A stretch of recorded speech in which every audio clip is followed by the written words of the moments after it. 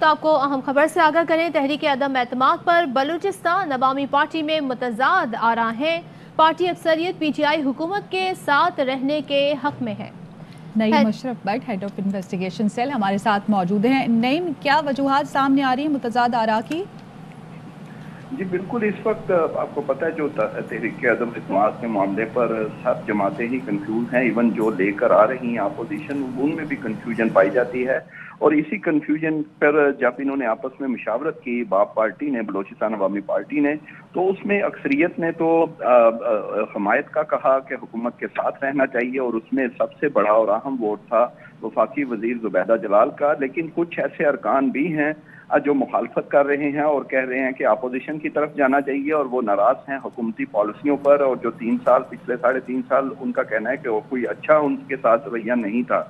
जब ये इख्तलाफ हुआ तो फिर ये तय हुआ कि हमें अभी जल्दी नहीं करनी चाहिए और हतमी फैसले के लिए कुछ इंतजार करना चाहिए। एक इनके अहम जो रुकने पार्लियामेंट हैं, उनसे हमारी बात हुई है और उन्होंने कहा कि अभी हमें 28 मार्च का भी वेट है कि सादिक संजरानी जो चेयरमैन सेनेट है, उनके मुतालिक अदालत का फैसला आना है उनके इंतखाब के मुतालिक। और फिर अभी 27 का जलसा भी कह रहे हैं अहम है। फिर सुप्रीम कोर्ट में जो मामला चल रहा है, ये सारी चीजें वो देखेंगे और इसका इंतजार करेंगे।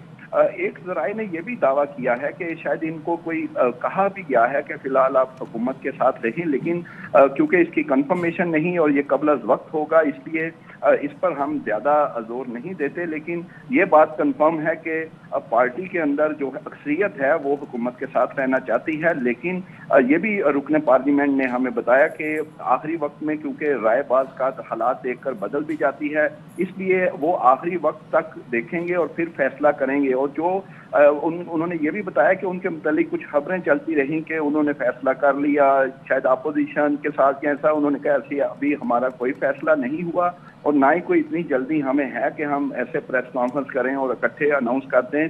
अभी हम देख रहे हैं सूरत हाल। 2 फैसले आने हैं अहम। एक हमारा अपनी जमात का जो चेयरमैन सेनेट है 28 मार्च, और फिर सुप्रीम कोर्ट का जो अदम इत्तेमाद पे आना है।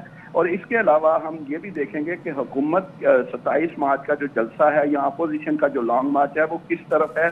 हम भी सियासी हालात देख कर कहेंगे, देख कर बताएंगे और अपना हतमी फैसला देंगे। लेकिन ये बात कंफर्म है, ये सब कह रहे हैं उनकी जमात के कि अक्सरियत साथ देना चाहती है हुकूमत के, लेकिन ये राय बदल भी सकती है क्योंकि अभी कुछ दिन हैं।